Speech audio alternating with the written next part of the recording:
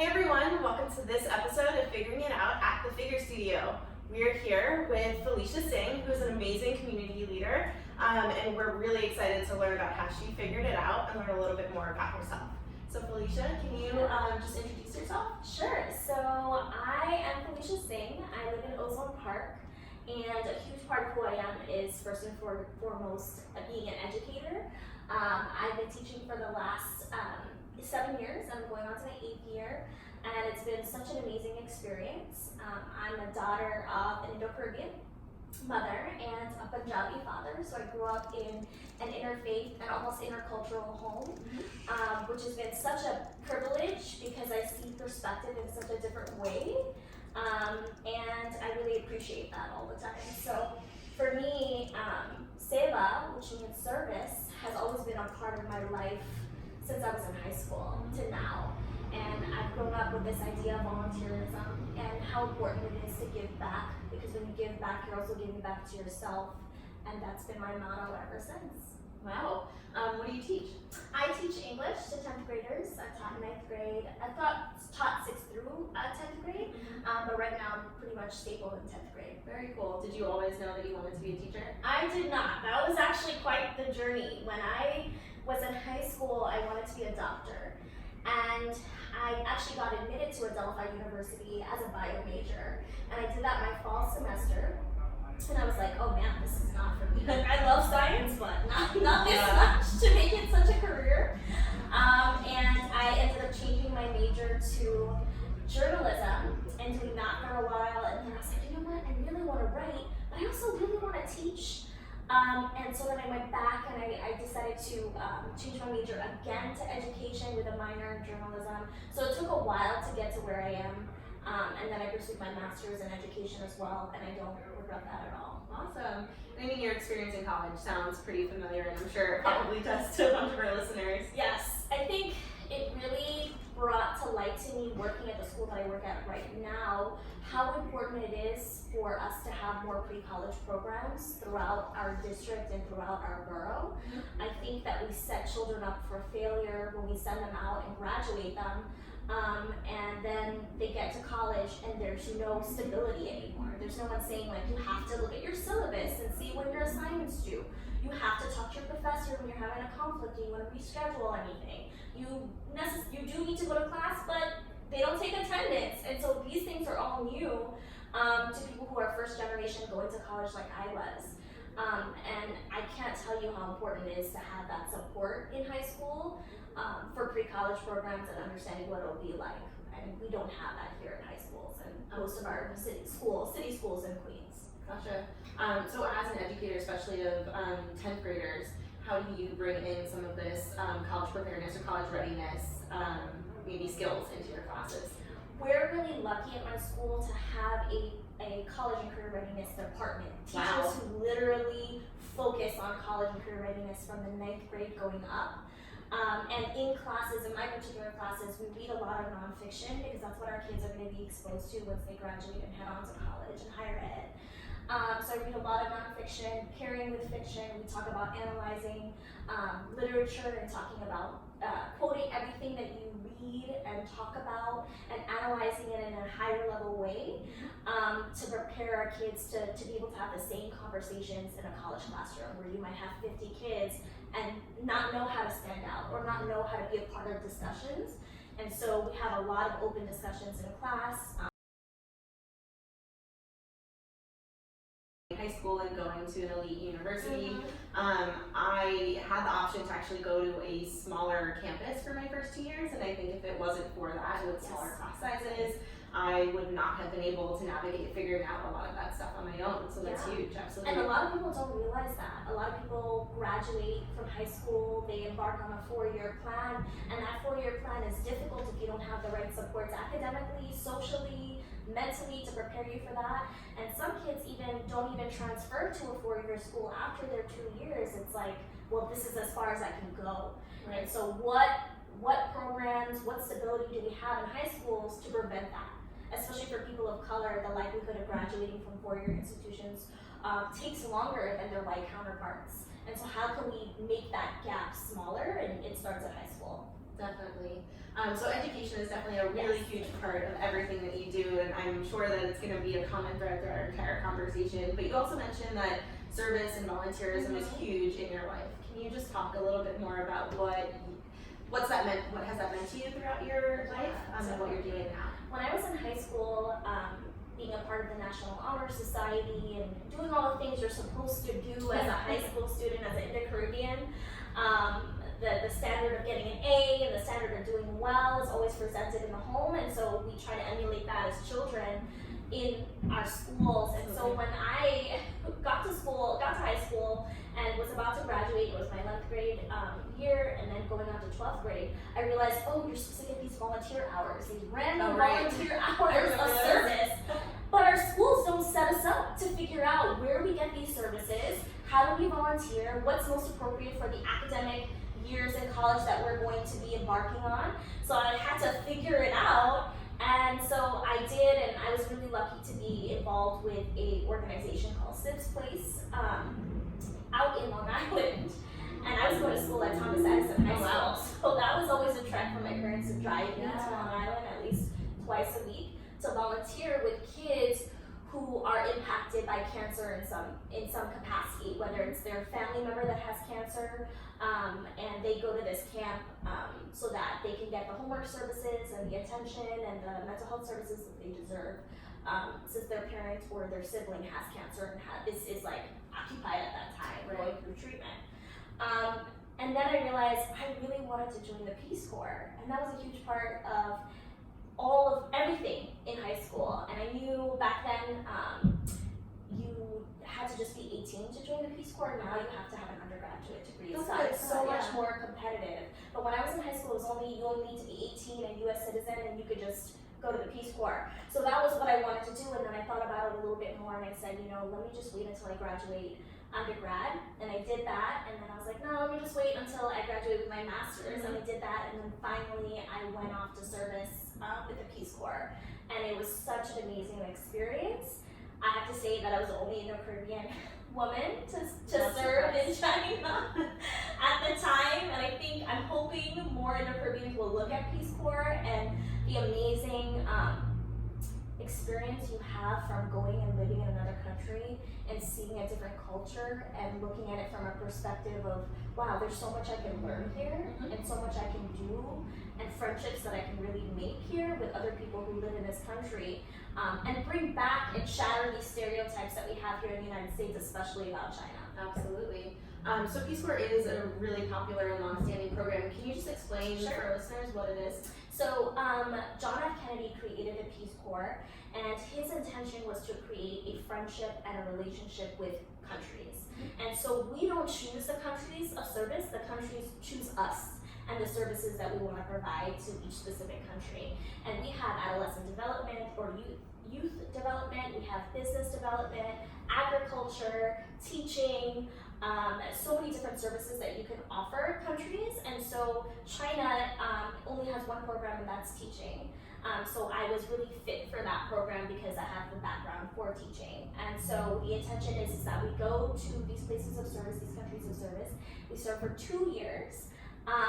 You do have the option of coming back home, but that's on your own. But you serve for 2 years, and in your service, you do what you can to help sustain the community.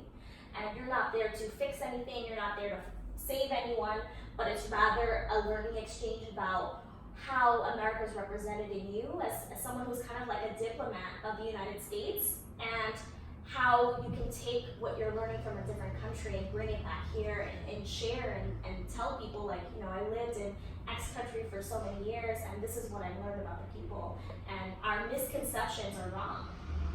Absolutely. So what was one of the biggest, lessons that you took from Peace Corps? For me, having taught in China, children everywhere are just the same. They're just the same.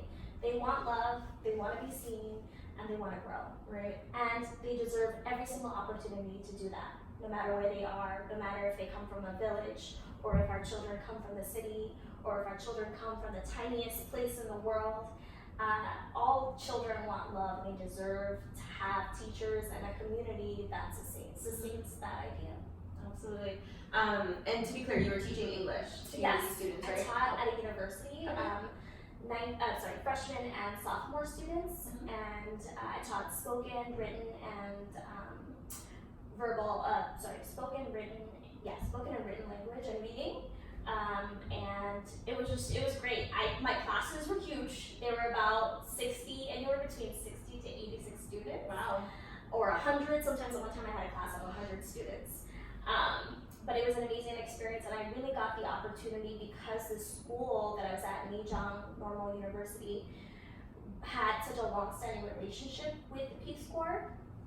I was able to develop their first women's studies class in the history of the school. And that was also an amazing experience because I worked with a co-teacher who's Chinese, and she and I developed this program. And the whole point of it was really to learn what it's like to talk about women and talk about gender and men and different gender identities in a space where you're not supposed to.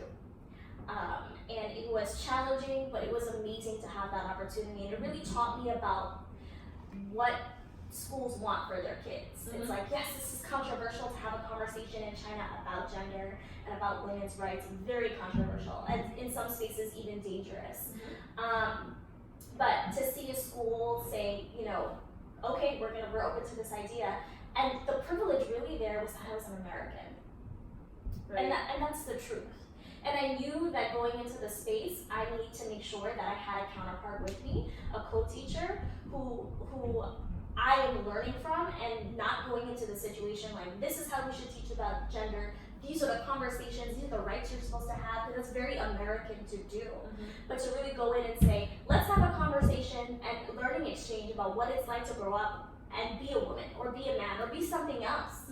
And our students had never really had those conversations, and it was just great to see them open up and really share about how they feel about themselves. Right. That's incredible. I mean, honestly, just hearing you talk about it, I almost think that experience sort of epitomizes Peace Corps, and not just, you going there and teaching skills, but also there's you offering values and sharing values. Yeah. That's really great. So important. Yeah. Have you traveled much before you went there? My parents had taken me to India several times, and then Europe. But when I was in the Peace Corps, I did some traveling around as well. Awesome. Yeah. How was that? Just your first time sort of traveling without your family? Oh, it was quite an experience. I had actually taught in Gujarat before I went to the Peace Corps while I was in undergrad for about 3 months, and that was my first experience without my parents. And it was really, really hard because people forget that you can't bunch India up together as one entity, and that every single province or every single state is its own personality, it's its own smell and taste and way of life. And when I'm so used to going to Punjab where it's my family and I'm comfortable.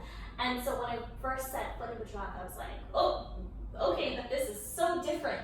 But it ended up being this beautiful experience, because when you meet resistance and you meet something that's different or someone that's different, that's the best time to learn, not only about yourself, but about other people. And so it was challenging at first because you're in your early 20s, and so you think you know everything. And then I'm like, yeah, India, that's going to be a piece of cake, whatever. I've gone there so many times, and I'm just going to teach there. It's not going to be a big deal. But it was so challenging. There were days where we didn't have water. Running water. There were days where the bathroom was just really unsanitary, we couldn't use it, and it was just like, how are you, or lunch came late and I was hungry and it was super hot, and it's just like all of these privileges you're so used to having as an American here in America are stalled dramatically in other countries, and it's like, how do you cope with that and realize that this is not your time, this is other people's time, and their time is important just as yours is.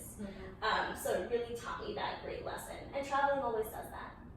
I really encourage people to travel as much as they can. For sure, I agree. I mean, that's the best way to just learn. Absolutely. So you did the Peace Corps, and that was a huge, role of service in your life after you completed your master's. How do you continue to bring service into your day-to-day now that you've gone on to build your career? So I realized after completing my in service in 2015 and coming back to the States, I needed a year to readjust to just living on my own and then like moving back with my parents. And working here is different than working in China. Right. And so it was a lot of adjustment, and then I realized, I wanna still serve in some capacity, so let me get involved in my own neighborhood. I built community in China in the Peace Corps, why can't I do it here? So I was really lucky. One day I saw on Facebook, which is still this huge hub for organizing people together, and that's what I think is so great about Facebook. I saw this event for Earth Day, 1 April, I think it was 2016, and it was like, come help clean up the community. And I was like, all right, I'm gonna go. It's all strangers, and I was a little nervous. And I went and I met this woman who said, you should come to our civic association. And I was like, there's a civic association here? She said, yes, and a Democratic club, and this club, and that club. And my eyes just like widened, because you live in your community for so long. I was born, I was raised here in Ozone Park. My parents created a home here in Ozone Park. And you don't really know your community until you get involved in a different layer. It's like know your community in layers. And so I went to my first civic association meeting, and when I walked in, I was in this shock because I saw that my civic association didn't embody the way the community looked in terms of the ethnicity and religion and ability and age. Mm-hmm. And I got a lot of looks too when I walked in, because a lot of people were probably confused as to like what I was doing there, or curious. Some people thought I was a lawyer, some people thought I was a reporter, because I had my notebook. Nope, just prepared. Just taking notes as a regular resident. And I was like, I feel uncomfortable here, and that just means that I need to be here. I need to be here. And that resistance and that fear pushed me to run for vice president of the Civic Association. And when I did that, I was like, I could get a lot of no's, but I'm gonna try, because my biggest regret was that I didn't. And I did, and I got the vice president position. And so this last year, it's been really learning to work with people across lines of difference. And difference meaning like you're different from me, or you have a different background, or race, or ability, or we just disagree, to be able to bring access to the community. So I've been doing the Civic Association, I'm on the Complete Count Census Committee as well, and doing different things as much as I can to help build a community of access. That's really important. So can you kind of explain just what that organization is, who formed it, where did it start? How did those people who were there before you get there, and why didn't you know about it? Right, yeah. Our civic association has been around for decades. And the point of the civic association is to allow access for our community to come and hear about concerns, speak concerns, and hear about what our elected officials are doing in the neighborhood to ensure that those concerns are addressed. Mm-hmm. The Civic Association has been around for decades, and I've been living in Ozone Park for decades, and that meeting point never happened until you really have to look. So my advice always to anyone who wants to get involved in their community locally is to, surprisingly, go on Facebook, find a Facebook group for your town or your neighborhood. Like there's a Richmond Hill Facebook group, there's an Ozone Park Facebook group, and in that Facebook group, ask, is there a civic association? Who's the contact person? Because more than likely, someone being involved will be a part of all those threads or all of those platforms and pages, and will tell you like, yes, there is one. Here's when they meet. This is where they meet, and go and show up. And showing up is so hard. I understand that, especially if you have children or you have a job and you work late or you're in school. But if you can show up at least once a month, because that's when most of the meetings are, once a month to share a concern that you have in the neighborhood. That's so important, because what ends up happening is when the same people are in charge of civic and block and democratic clubs, it's the same people deciding what's important. And if what is important to you is not being said or addressed, then we're not really accessing the whole entire neighborhood. For sure. And that's unfair. That's inequity, right, at its worst. And with the association, we're calling it a civic association, but I'm sure that there's other smaller organizations like those too. So is that the same thing as like a Richmond Block Association or other community groups? So there are so many different sectors and so many different groups. You've got your traditional Democratic clubs. Here in Southeast Queens, you have your block associations, which do different things depending on who's leading and what they believe is civic work or work meant for the block association. And then you have your civic associations. So they're all different entities. They do different things. Sometimes they overlap in the issues that they address, like parking and stop signs and speed bumps and red lights. Or cleaning up the streets, and they, based on the connections that they have, is how those issues are addressed or brought up. Elected officials try to go to all of those events, all of those club meetings, which happen during the first week of the month. And then you usually have your community board meetings as well, which happen either during the first or the second week of the month. So it's just like the first and second week of every month is so pivotal, because if you don't get your issue addressed or shared, you have to wait until the following month in order for that to happen if you want a crowd to listen. Right. Or supporters, or meet other people. But I think that they're all different. They're all run by different people and sometimes the same. And you'll see the same people at all of these club meetings, more than likely. Okay. So one of the first things that you mentioned about the civic organization when you first joined was that a lot of the people there didn't look like you or didn't reflect a lot of the people who lived in the community. Right. Now that you are part of that organization, how do you actually bring that representation in, or how do you make their voices heard, or how do you open up the idea that this association even exists to these types of people? Absolutely, and that's something that's still a work in progress for me, to be honest.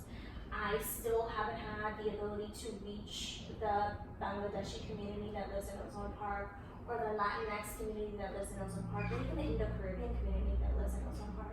And so for me, I do a lot of posting on Facebook because that's where most of the traction is.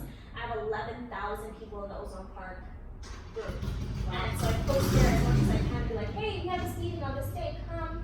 And sometimes that brings people, especially it depends on like who's at your meeting. So if I say Department of Transportation is gonna be there, you're gonna have a lot of people who are attending because of the issues and the frustrations they have with transportation.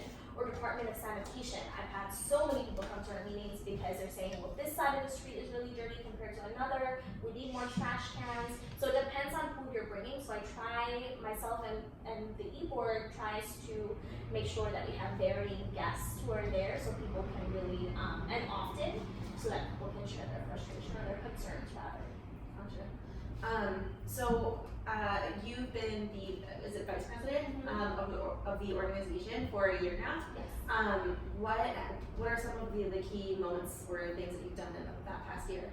I'm really proud to have hosted 2 to 3 forums actually. We hosted a public advocate forum, which was amazing. There were 17 people running for public advocate in New York City at the time, and we're lucky to just have 4 candidates come. But that was so important because Southeast Queens as a whole tends to be overlooked when it comes to getting out the vote.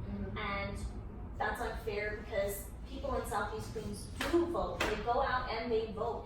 And sometimes they vote based on who their Democratic clubs tell them to vote for, or who their district leader tells them to vote for, or their congressperson or their city council person. And really, that's unfair because they're not seeing the spectrum of candidates that are available.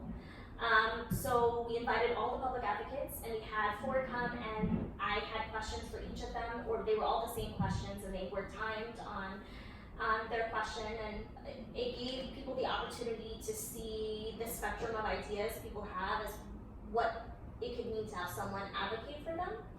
And that was really important. And then we did a DA forum, and the district attorney forum here in Queens is such an important race. And we cannot forget how much the Indo-Caribbean community and Southeast Queens as a whole is impacted by our criminal justice system.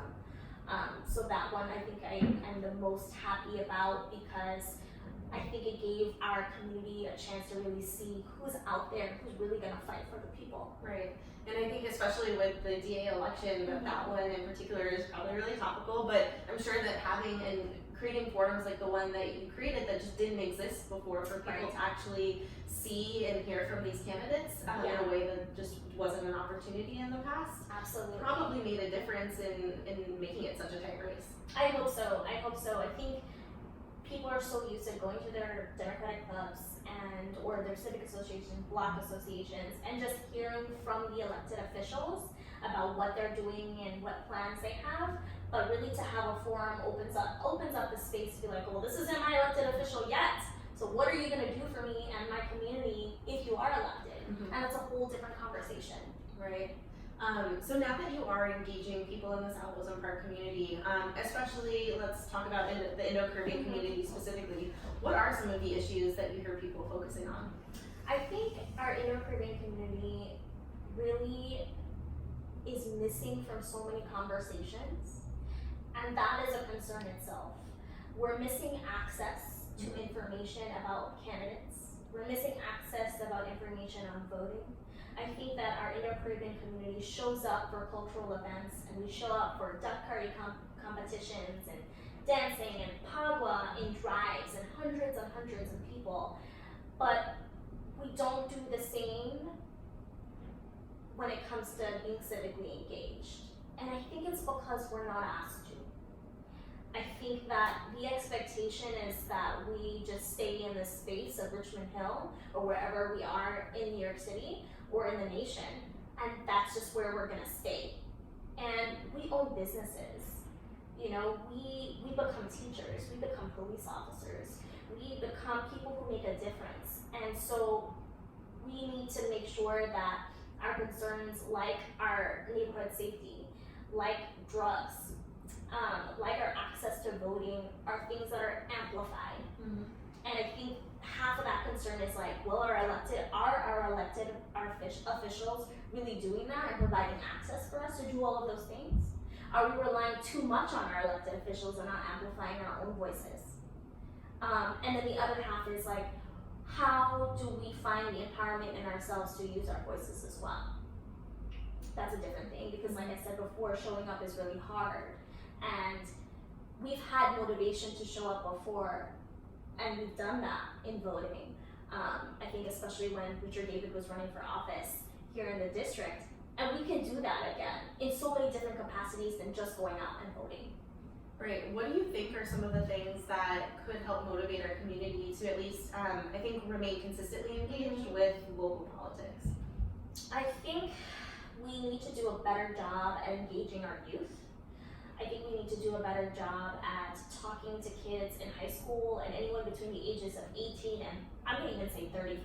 People would say no, but yes, 18 to 35, and you engage them in different ways. You know, social media plays a huge role in civic engagement, and our community is just, we're there, but we're there in so many different capacities, I think. So using social media to engage youth, making sure our schools are doing what they can to push voter registration for our 18-year-olds, making sure our local high schools are doing their part in making sure our kids are being civically engaged and involved in their local community, and literally doing our best for anyone who's 25 and older, whether they're in college or here in the community, to take on leadership roles in their community. And that's hard too, but really tapping leaders that already exist to tap other people. Right. And then the population grows. Absolutely. I think what you're saying is just so critical for being able to make progress happen, because if you're able to target these, unique audiences, this is my marketing speak happening, in ways that are just going to specifically resonate with them, social media for younger audiences, and maybe talking about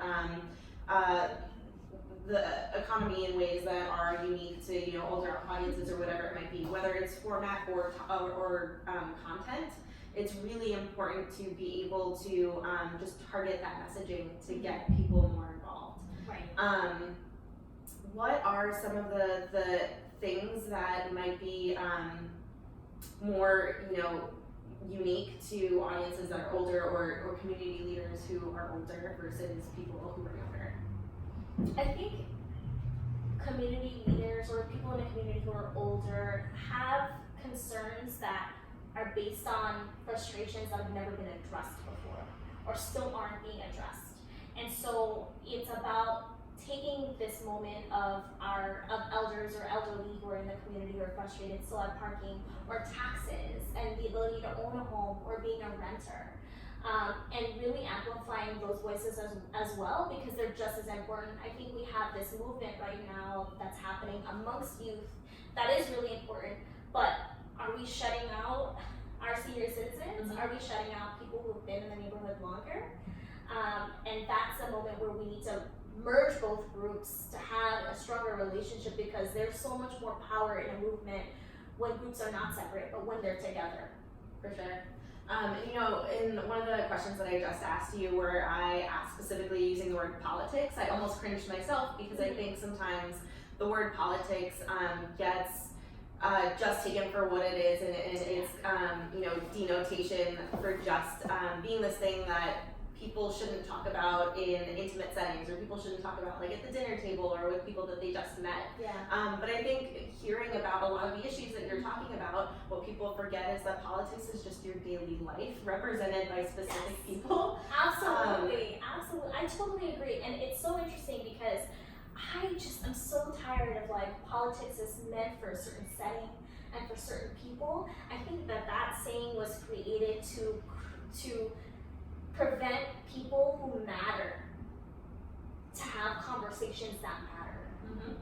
And we've grown up with that notion that that's what it's like to be, that's what etiquette is, but really that's what isolation is. That is exactly what people want us to do, not have conversations about politics. Right. When I meet people for the first time, I want to know where they stand on their criminal justice views. I want to know where they stand on voting. I want to know if they vote. Because if you don't, I want to engage you in that conversation and ask you why. I'm not asking to change your mind, but I'm asking to learn from you. And when we don't have those conversations, we're just creating a lack of access for ourselves. We're creating a lack of access for others, and it's absolutely unfair. I think we should totally eliminate that notion. Right. I just think it's powerful that you're able to bring that back to such a community level, because if you're able to connect, ideas of what people think about politics in the mainstream to actual tangible things that people engage with in their daily lives, then that makes it feel more approachable and more something that is actually for them and something that they can talk about, whether or not they went to college or whatever it might be. Absolutely, right? Because access too is like, oh well, politics seems complicated and it seems hard and I don't understand the terminology, right? But then it's finding the empowerment with yourself or people you go with to be like, can you clarify what that word means? I need you to explain it again. Or I need you to explain this legislation that you're about to vote on and why you voted yes or why you voted no. And feel empowered by that you're not ignorant and that you're not naive and you're not this person who's not well educated enough to have this conversation, that you have everything inside you to own this power and every single right to ask the question and to be present and have a seat at the table. Absolutely. So with everything that you've done in your community association, what's next? You've had a really, it sounds like, powerful year where you've been able to accomplish a lot. What does the future hold? I am really lucky to work with several citywide organizations and borough-wide organizations to make sure that we have electoral representation that looks like our communities here in Queens, especially in Southeast Queens. And that means that I work with Amplify Her to make sure that women have parity in elected offices. Women make up 52% of New York City, but they only 11 or 12 of the seats in city council are of women. Same with our highest elected offices. We've never had a governor that was a woman. We've never had a mayor that was a woman. And yet we're deeming ourselves to be a progressive city when we don't even have parity in terms of population. So I'm working with Amplify Her and also working with Unions Democrats to make sure that we have a more progressive New York City, a more progressive borough. And then for me myself, I'm exploring possibilities of running for office. I think that it's about time Indo-Caribbeans and Indians and Punjabis take the step to move forward and really make sure that if we want representation and we want change, then we need to make sure we're bringing a chair to have a seat at the table. And that's what I'm doing. Awesome. who better to represent your community than someone from your community? Yeah. Right? Absolutely. So one thing that I want to talk about, you mentioned Amplify Her and New Democrats. Can you just talk a little bit about what those organizations are and what are the things that they do to help accomplish? I'm actually gonna speak to a lot of organizations because there are so many organizations, not only in Southeast Queens, but borough-wide and city-wide, that are out there to make sure that people who have never been represented are represented now. And so Amplify Her, of course, helps amplify women's voices to run a campaign or run for office. You've got New Queen STEMs, which is a progressive organization that's looking to make sure we have fair representation and progressive representation in the borough. You have QUIP, you have New American Leaders, you have all of these organizations that are really looking and yearning for people to come out and either organize or run for office or run a campaign to make sure that we have voices that are representative of the entire borough. Right. So when we, a couple episodes ago, we actually had Rich David on, who is another community leader in the South, in the Richmond Hill, South Queens area. And he talked a lot about how it's such a challenge to just be able to break through the political system. That not only when you're a newcomer, but when you're a person of color, when you don't have a ton of money, you know, there are just unique challenges that you face because you don't have resources to get your foot in the door. Absolutely. And a lot of these organizations help break down those barriers. Yes. But can you talk about some of the unique challenges as a woman of color specifically? Yeah, I think one of the biggest challenges is just feeling this sense of being prepared. I think women do have this mindset where it's like, okay, well, I'm not educated enough, or I don't have a policy background, or I'm not a lawyer, I don't have the money, I don't have my website ready, I don't have all of these things ready, I don't, and really that mindset, as I'm learning right now, is holding us back from really jumping into the water and saying, look, I'm gonna get those things ready, but I'm gonna do this thing and run for office. Right. And everything's gonna be okay. You're never gonna be ready, 100%. And I think that's in the background of like our ability to run. I also think there's a statistic out there that's like, you have to ask a woman 7 to 10 times to run for office before she believes that she can. And so, how many times are we looking at the women in our communities that are leading the community and leading all of these great organizations and tapping them and saying, you need to run for office. Like, this is what you're meant to do. So it's like asking women to run and telling them they need to run. Funds are fundamentally important in running for office, and it's even more of a trial and error for women who run for office, because I think as a notion of like gender stereotypes, we still have this mindset that like women are too emotional, or women can't do these certain roles, or they're not powerful enough or tall enough, or they don't look a certain way. And we still have those preconceived notions when we look at candidates. You know, again, a woman and a man can have the same credentials and experience, and still we think the man is powerful when he runs, and he stands up and he says he's gonna do this thing, and people honor him and appreciate him. And then I say the same thing, and people are like, oh, that's good. Absolutely.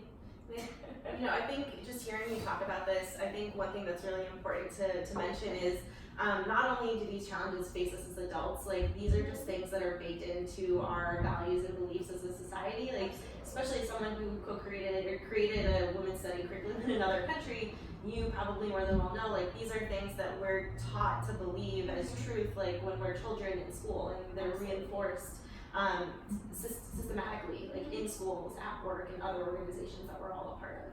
Absolutely. And I think what we can do better is one, build our own self-awareness, because we all have inherent biases. We all do. We can't escape from them unless we realize what they are, and realizing them in ourselves. And then when we go to talk to children and when we raise children, it's making sure that we're breaking those boundaries for them as well. That we're not seeing a little girl and saying, she's so pretty, but wow, you really bounce that ball really well, you should play a sport. Or you're so smart. Like, saying you're so smart is so fundamentally important versus saying you're so cute and you're so pretty, right? Because you're reinstating this idea of importance, that I must be pretty, and I must be beautiful, and I must be skinny, and all of these things that are dangerous for women, because now when she's going out to lead, she's going out to lead with that first in her mind rather than I am strong and I have power in my voice and what I say matters and I'm gonna say it. Mhm. And so that makes a difference, absolutely. So I mean, that's one thing fundamentally I think as Indo-Caribbeans and as Indians, we need to think about is like how we're raising our boys and how we're raising our girls to lead and what that looks like. Absolutely.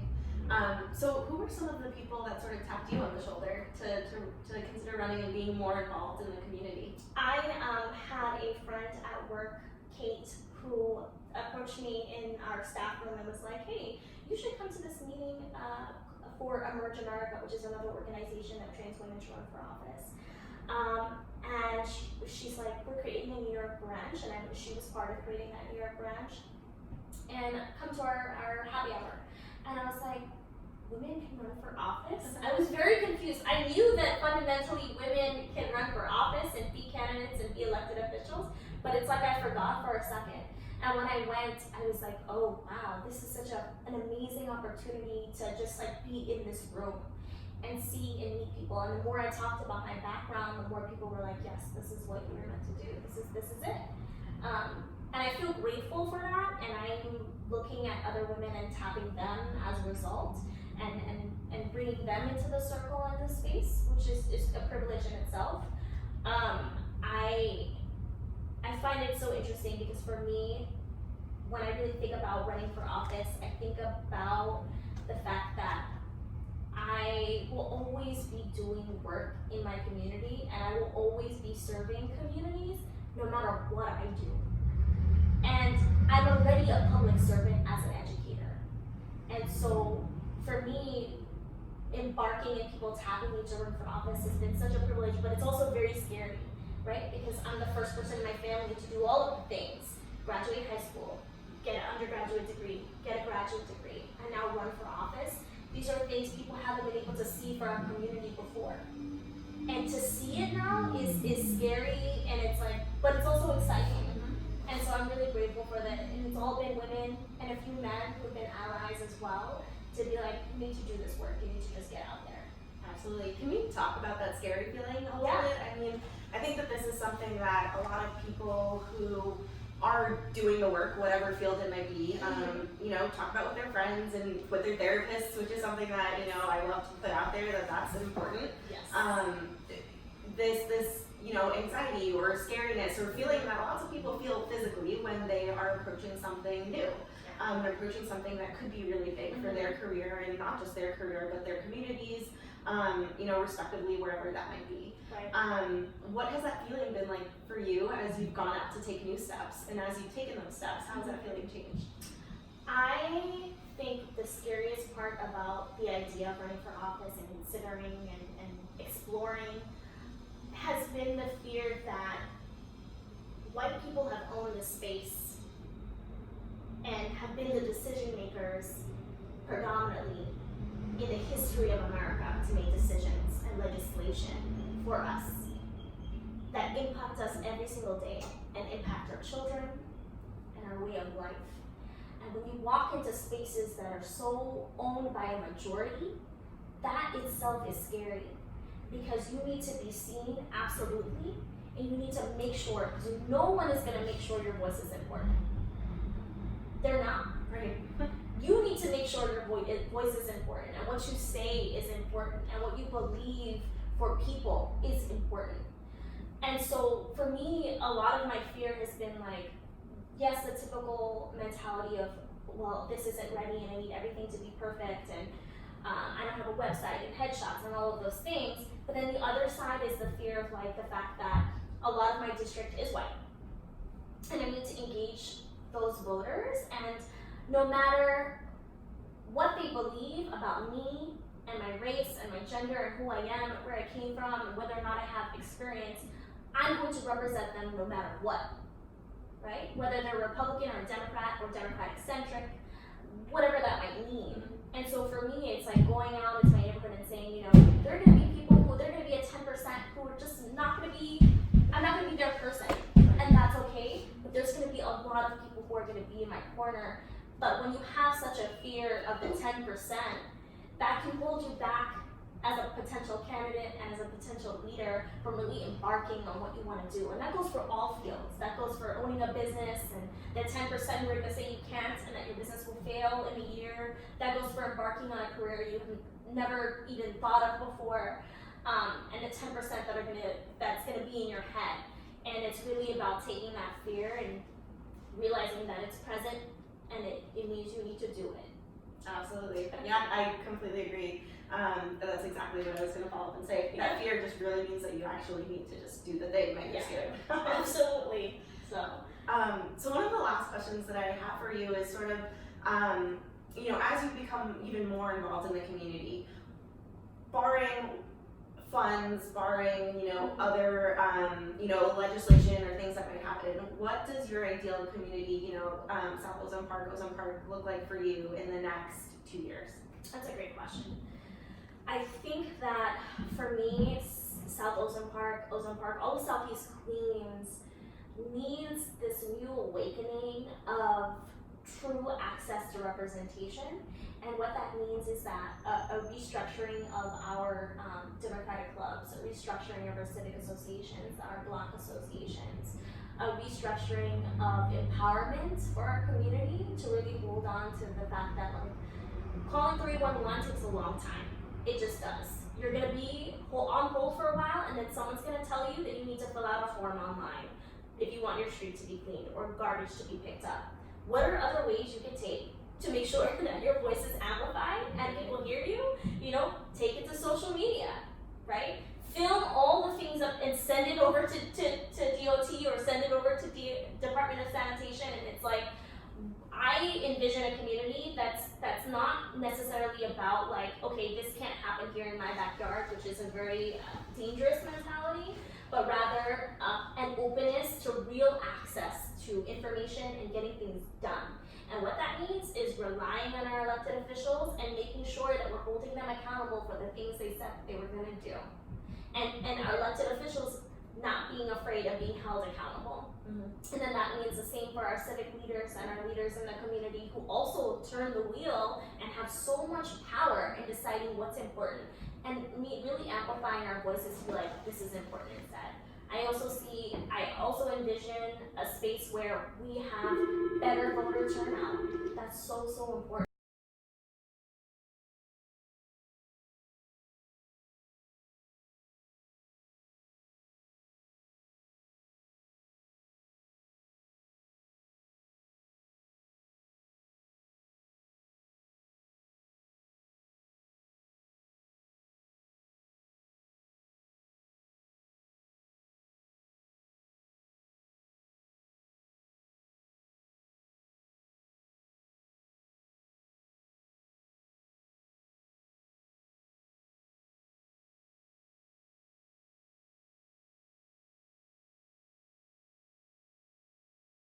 People are always hesitant about getting involved in their community because maybe it's not of importance or it's just hard, but we need to do better and we need to do more as an Indo-Caribbean community or as an Indian community, because it's not about us as individuals, it's about the children that we are raising and are around, and our nieces and our nephews who are growing up in this space and who might end up living here and feel and have the same frustrations. And what they're gonna ask you is, what did you do when this happened? Where were you? And if your answer is, I was home on Instagram, or I was just, what didn't matter to me, it's our children are gonna emulate the same attitude. Voting is so important, and I can't stress that enough. And I talk to a lot of people every day when I do voter registration here in Richmond Hill, who say they don't vote. And for me, that's not a moment of well, you should vote. I listen to the frustration if there's an opening for conversation. And I ask, well, why don't you vote? Well, my vote doesn't matter. I feel like my frustrations haven't been addressed. And if there's a space for learning in that moment, I always share it. But voting is not about you. It's not. When you vote, remember that you're voting for the kids who can't vote. You're voting for those who are undocumented. You're voting for people who can't make it to the polls because they have a disability and weren't given an affidavit or an absentee ballot. And you're voting for so many people who just don't have the access like you to be able to vote. So when you vote for someone who's going to support a bill or not support a bill, that's going to impact our entire community for years. So for me, it's like, if you're not going to do anything, at least vote.